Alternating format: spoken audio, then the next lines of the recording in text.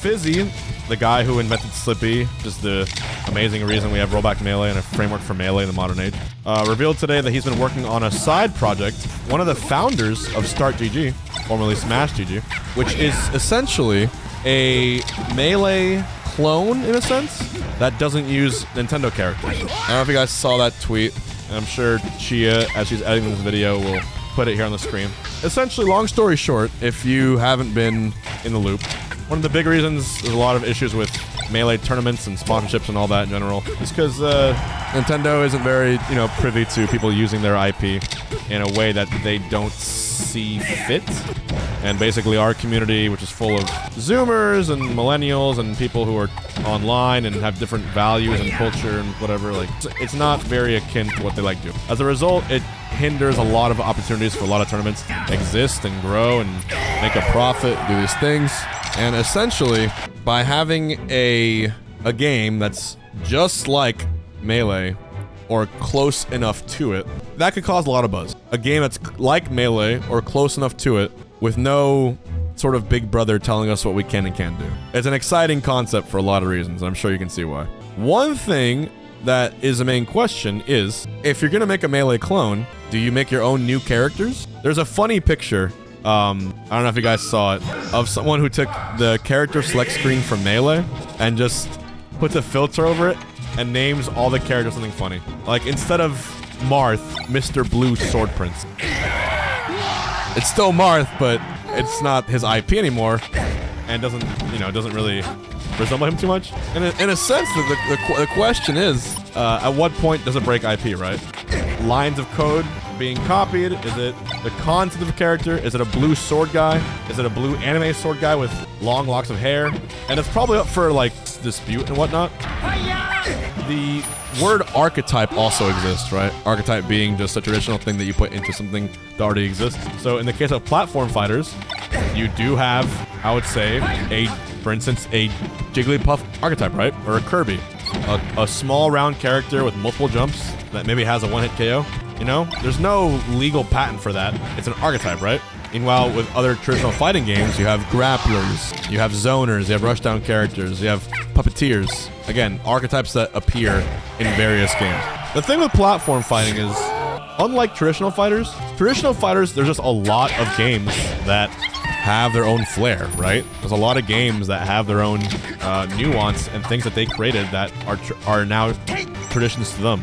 Like, for instance, when it comes to regular, fighting games per se, traditionals, you have Street Fighter, and you got Tekken, and King of Fighters, and Injustice, and, Guilty Gear, and Fatal Fury, everything, right? You have so many games that each don't really depend on each other to exist, so they're their own things. And they each have a lot of influence in the traditional fighting game world. When it comes to platform fighters, let's be honest.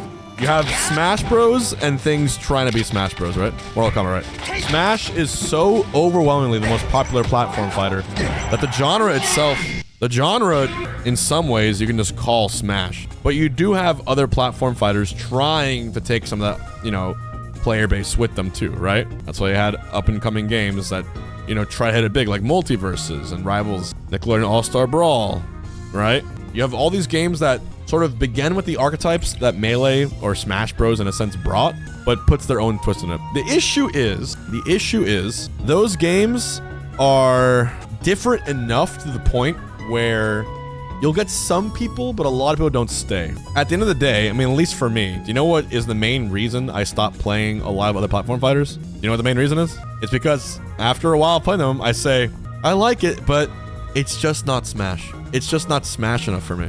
Which is, maybe it's a closed my way of thinking, but that's for me what happened. If those games are inspired by Smash, a lot of times you're just gonna be thinking of Smash, right?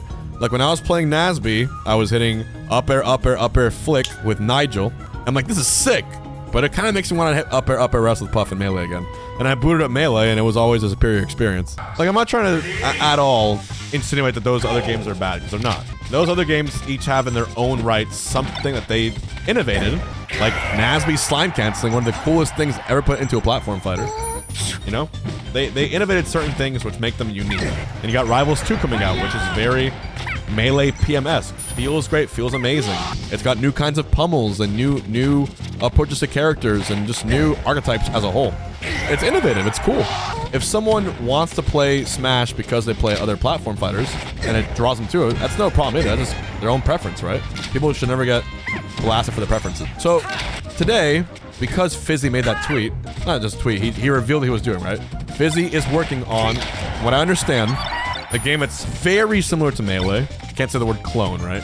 But very similar, but with no Nintendo IP. Again, it's an exciting concept if he pulls it off. And knowing Fizzy, when you think about how good Slippi is, it's so good. We're playing it now, 3-4 years later. It's essentially it's virtually a perfect Melee framework. Like, there's so few flaws with Slippi. And if you're a competitive Melee player, it's a pipe dream, right? Or, not a pipe dream, it's a dream. It's come true to have. Because you play laglessly across the country. It's amazing practice. Everyone's leveled up as a result. It's a good product. So I trust that in Fizzy's hands, it'll be a good product. The question comes in what do they use for the characters? The question comes, do you, like Rivals of Aether, make your own IP? And I'll be honest, the Rivals of Aether IPs are pretty good, are pretty dope.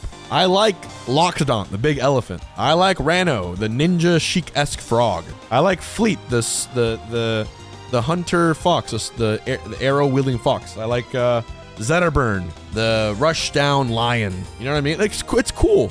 Crag, the big giant bug that builds walls and throws shit at you. You know, they're cool IPs and they have staying power for sure. When it comes to comparing that to obviously Nintendo IPs or other video game IPs, you're gonna have a lot more affiliation and connection to those other characters, right? And it might sound crazy, but you can take two games that are exactly alike, feel the same, play the same features, same everything. But as long as you paint it with a different IP, you're gonna play the one that you're more familiar with every time. If you had Melee and Smelee, and Smelee has, you know, Bob the Builder and Top Hat Tom and jean wearing Jerry. Not the actual Tom and Jerry. I'm making up names. And I don't know, characters that exist, but you're just not like, okay, I guess it's cool. Versus a game that has Mario, Luigi, Captain Falcon, Snake, Pac-Man, Sonic, Marth. You know, cool ass characters that define their games and what they're in. Wario, Donkey Kong, Sora, Steve, like, yeah, it just, there's so many memories attached to these characters, and we underestimate how much that plays into why Nintendo did or didn't choose a character. So Fizzy's team now has an option, or now has a choice to make. Do you take the Rivals path and make your own new cool IP and hope that it'll stick to people the same way Melee's characters did, or do they attach these character designs to the public domain and what's available in the public domain? Public domain is basically IPs that have been registered for long enough to the point where they leave the ownership of the creator and then can be used by pretty much anyone, and its likeness can be used. There's like a strictly legal term for it, but for instance, Mickey Mouse is Disney's mascot. Mickey Mouse obviously is not public domain. If Nintendo put Mickey Mouse in Smash without Disney's permission, there would be hell to pay, right? It would be very ugly. But Steamboat Willie, the first iteration of Mickey Mouse, came out, I don't know how many years ago, like 90 years ago. Anyways, I don't know the exact details, but I know it's been out long enough to now it's officially like past its expiration limit. And as a result, people can now use Steamboat Willie in t-shirts, graphic novels, fighting games, movies, without needing permission from Disney. It's a thing. It's a real thing. So Steamboat Willie is public domain, free to use, you can do it. So, in a Melee clone platform fighter, you can make your own IP, your own characters, and hope people stick to it. Or you can tell everyone, hey, instead of Ness or Game & Watch, we have Steamboat Willie. Steamboat Willie is a two-dimensional character that throws bacon at you, or little tires, right? And has a funny toot-toot up air. You know what I mean? You see what I'm getting at here? It's like people would actually, I think, be more willing and excited to find affiliation in playing their cool Steamboat Willie low-tier character than maybe a brand new character no one knows about. Press 1 if you catch my drift. That's the idea, right? The idea is there's actually a bunch of characters in public domain that they can use to kind of make a Melee 2 that's just like Melee with characters no one owns and are free for everyone to use, but that people have affinity with, right? Do you know what other character is also public domain? You're not gonna believe this. James Bond. James Bond is public domain, a character that was almost supposed to be Smash Bros. All right, James Bond. I'm telling you. Now, I want to explain something very specific. When I say public domain, I don't mean Daniel Craig's face, right? He was the latest James Bond. I don't mean that. I mean James Bond from the book that Fleming wrote. You understand what I mean here? The books describe James Bond as what he is. So you can create sort of it can't be Daniel Craig, but it can be a guy in a suit, well cut. That's what I mean. Right, you have to, it's the character, not the likeness of the actual actor. And if you do that, then you're good to go. Do you guys want to know other characters that are also public domain? Alice in Wonderland, the Queen of Hearts, the Mad Hatter, Cheshire Cat, the Scarecrow from Wizard of Oz, Merlin, the Tin Man from Wizard of Oz, the Cowardly Lion from Wizard of Oz, Robin Hood, Peter Pan, Hansel and Gretel, Dracula, King Kong, which the moment I saw that, I'm like, this has to work. King Kong is public domain. You can't take the King Kong design from the recent ones that Andy Serkis did motion capture for, obviously. You can make a big ass gorilla monster and call it King Kong. You're allowed to do that.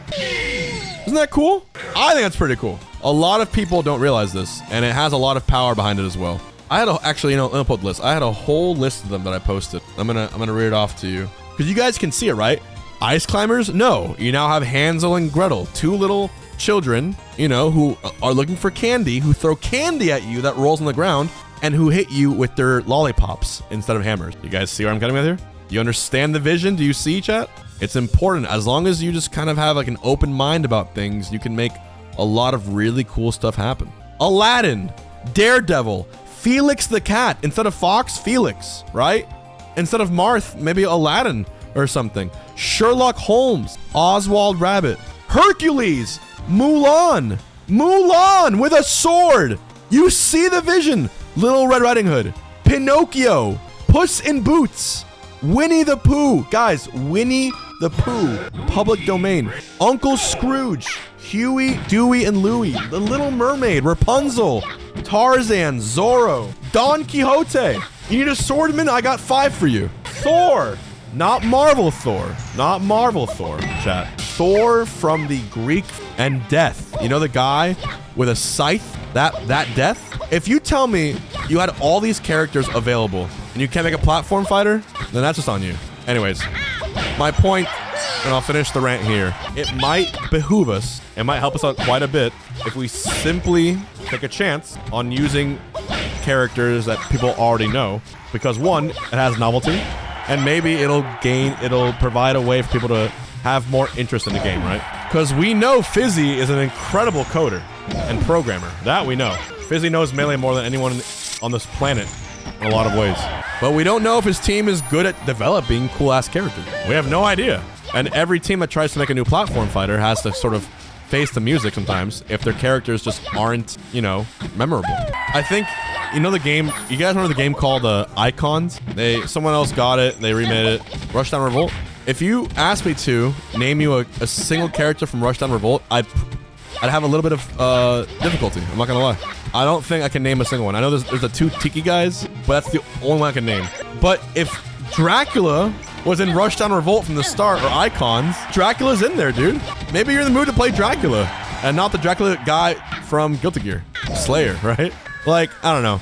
There's a lot of cases where I think if they had just used someone from public domain, not worried about licenses, and just built a character around it, the game would have, like, more heart, right? I will say the one fighting game that truly did an amazing job with making their own IP, and it wasn't even their own IP because it bought from some other games, but the game Slap City.